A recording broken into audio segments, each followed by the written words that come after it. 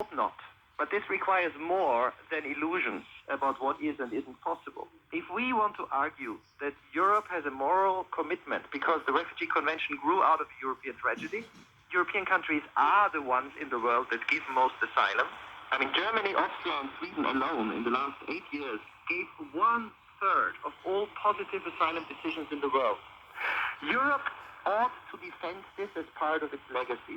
But that requires keeping European publics and majorities on board. And that requires policies of humane control. Now, if we would have a three-pillar policy of more resettlement, if everyone in Europe, or let's say half the countries in Europe, would do as much as Sweden on resettlement. Sweden takes 5,000 people a year through resettlement. That would be 40,000 in Germany, 33,000 in France.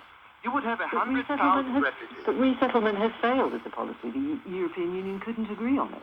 Well, because it's the wrong place to look for a solution. It will not be the European Union. Sweden does it without waiting for the others.